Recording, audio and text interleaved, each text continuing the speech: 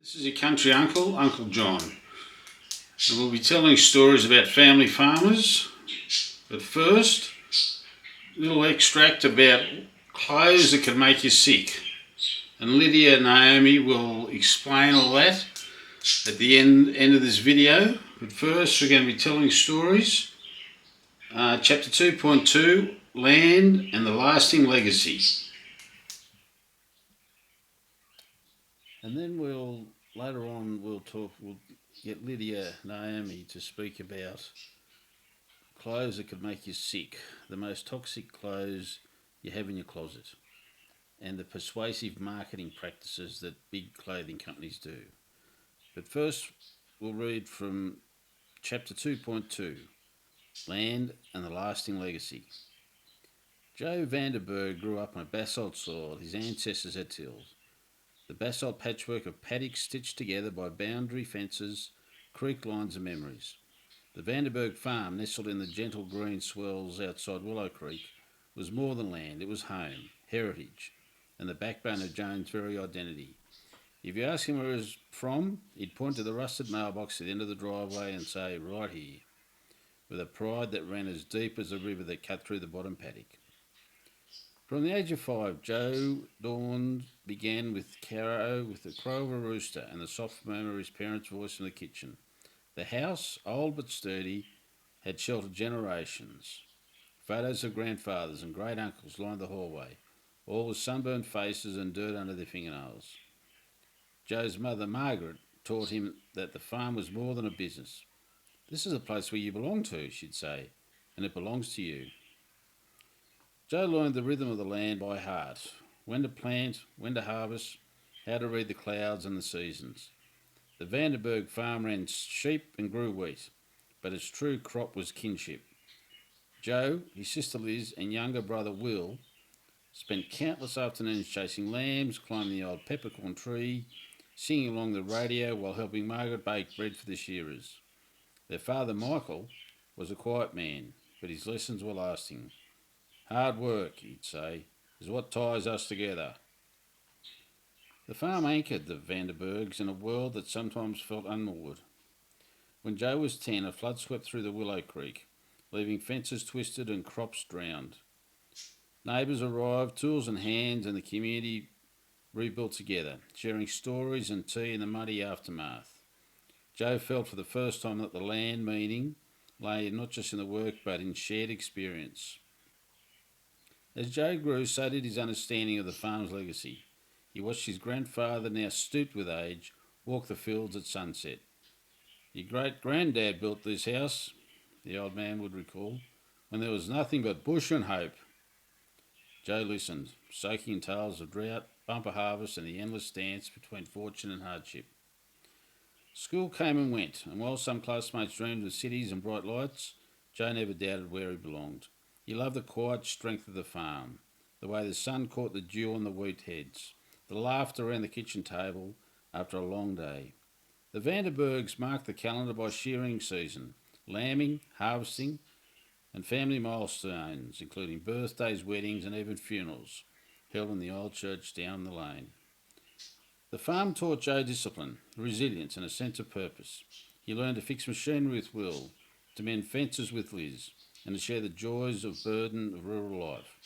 Evenings were spent swapping stories around the fire, Joe's father always emphasising, "We're part of something bigger, the land, the work, and each other." Joe's childhood memories intertwined with the Vanderberg farm, the scent of fresh hay, the thrill of riding the battered quad bike, the comfort of watching storms roll in from the veranda. The farm's barn was a place of magic, where kittens mewed in the hayloft, and Liz's laughter echoed as they raced to finish chores before dinner. The siblings' bonds were forged in these shared experiences, each task adding another stitch to the fabric of their lives. Community gatherings like cricket matches in the back paddock or summer bonfires turned the farm into a hub of rural life. Joe grew up surrounded by neighbours who treated each other as extended family, sharing harvests and hardships alike. The farm was the centre for emotional well-being, a place where joys were celebrated and the sorrows were weathered together. One relentless summer, the region faced the worst drought in a generation. Rain evaporated before touching the ground, tanks ran dry, and the wheat shrivelled. The Vanderbergs' farm, like many in Willow Creek, was stretched to breaking point. The cost of feed soared, and market prices plummeted. Joe and Will worked long hours, desperate to keep the livestock alive. Exhaustion frayed tempers. Liz suggested selling a portion of land to stay afloat. Margaret, now frail, clung to every acre as if letting go would erase history itself. Joe felt torn between duty to his family past and the need to secure its future. Arguments echoed in the kitchen, the weight of generations pressing down. One evening, after a day spent burying a dozen ewes lost to heat, Joe found himself alone in the barn. He stared at the faded initials carved in the timber post. M.V. de B. His father, Michael van der Berg. Joe broke, tears running down his face, anger and grief mixing with the dust. I don't know if I can do this, he'd whispered. At that moment, Will entered, silently handing Joe a mug of tea. Outside, Liz gathered the neighbours for a meeting. They sat beneath the peppercorn tree, each family sharing stories of struggle and hope. The community pooled resources, organised a water convoy, and set up a relief fund. Joe realised the farm true strength was not just its soil, but in its people. Revitalised, Joe and his siblings made tough decisions. They sold a small parcel of land, invested in drought-resistant crops, and diversified their operations. The Vanderberg farm survived, scarred but standing its legacy intact. Joe felt the pride of place, belongingness, not a statistic inheritance, but a living force born of resilience, adaptation, and love. With the return of the rains, the land slowly revived. Wildflowers bloomed along the creek, and the wheat stood tall once more. Margaret, watching the veranda, smiled quietly. The farm was different now, leaner, wiser, changed by hardship, yet held together by basalt threads of the belongings. Joe married his childhood friend Alex, and together they raised their own children under the Vanderberg roof. The old photos in the hallway gained new faces, and the cycle of work, laughter, and shared stories continued. Joe taught his kids to read the sky, care for the animals, and honour the land's legacy. This is your place, he'd say, but it's bigger than just us. As the years passed, Joe came to understand that belongings were not merely a feeling but an action, a promise kept, a legacy lived, and a community embraced. The Vanderberg farm was a living testament to resilience and love, to the bonds that tie people and the land to each other. Every sunrise brought new challenges, new joys, but the foundation remained: family, community, and the enduring heart of place. The story of Joe the farmer reminds us that life, like farming, is an endless cycle of seasons. In the end, the measure of life is not in the acres held or the crops harvested, but in the roots put down, the values passed on, and the sense of belonging that give us strength to weather every storm. And now we'll hand over back to Linda and Naomi. Could actually be making you sick. And if you care about your health, this might be shocking. But unfortunately, most modern clothing contains harmful chemicals. Clothes contain a wide range of chemicals, some of them potentially hazardous. And these chemicals, they don't just disappear when you wash the clothes either. They can stick around for years, posing risks to you or whoever's wearing them, causing a host of very serious health problems. Now, what's even worse is that organic clothing brands are mostly just as bad. So in this video, I'll break down the toxic compounds hiding in your clothes, the health risks they bring, and how you can make better, safer choices. Just a little while ago, Andrea and I were doing some baby shopping, just some new clothes and other stuff we needed. And then I also found a nice looking little blanket. It was a woolen blanket from an organic store. So it ticked all the boxes and we didn't think twice and just bought it. Then on the drive home, when I was reading the pretty deceptively hidden label, I found that it contained a hefty portion of polyamide. So it wasn't really a woolen blanket. Anyway, I felt frustrated, yet somehow really not surprised. And you can bet that we turned the car around and returned the blanket. So what was really the problem here? You see, the polyamide in this organic woolen blanket is a fully synthetic material which is made out of nylon, and that is a type of plastic. And regardless, the manufacturer can still call it a woolen blanket, just not 100% woolen blanket, as that would be crossing the line.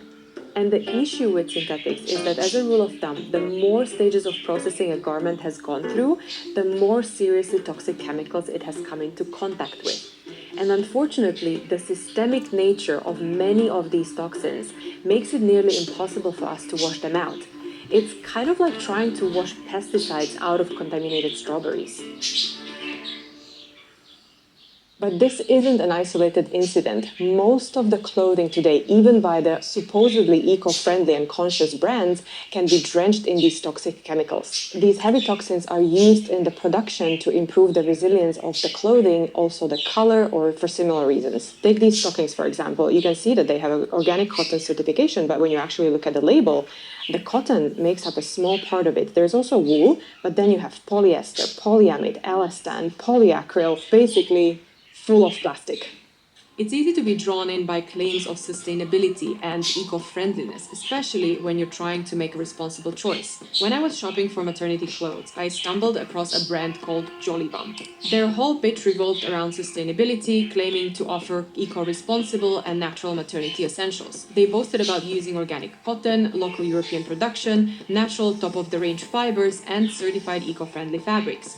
Sounds great, right? One product that caught my attention was their organic cotton pregnancy leggings. The marketing was full of enticing claims, but as always, the truth was in the fine print. I had to click a small, easy-to-miss details and composition button to find the real story.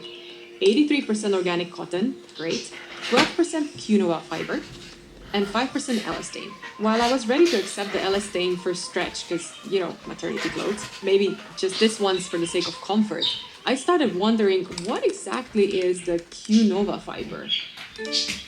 I'd never heard of it before, so I dug deeper. It turns out that quinoa, which is marketed as an innovative, sustainable, responsible, and environmentally friendly recycled yarn, while having all the certifications one could ask for, is actually in reality just recycled nylon. The same nylon that was in our organic woolen blanket. Nowhere in the production description or on Qnova's own website is this clearly disclosed. Instead, the marketing leans heavily on phrases like natural, eco-friendly, and sustainable. This vague language feels intentionally misleading, and the lack of transparency and reliance on buzzwords left me feeling duped. It's a classic case of health washing and greenwashing, using labels and marketing to make synthetic materials seem harmless or even beneficial. This experience really opened my eyes to how pervasive these practices are. To their credit, Jolly Bump is actually trying to make a difference by offering healthier and more sustainable options compared to many fast fashion brands.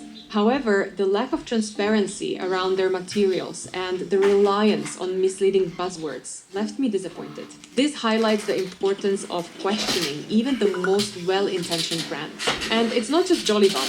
Many so-called modern sustainable fabrics appear great at the first glance, but often hide synthetic components or chemical-intensive production processes. Okay, thanks, Linda, for that. And just remember, life is short. Find your joy and continually remember it so you continually enjoy. Thank you. The outro. So there you go. That's some of the negatives about outro. So that's part one of clothes that can make you sick. And just remember, life's short. Find your joy.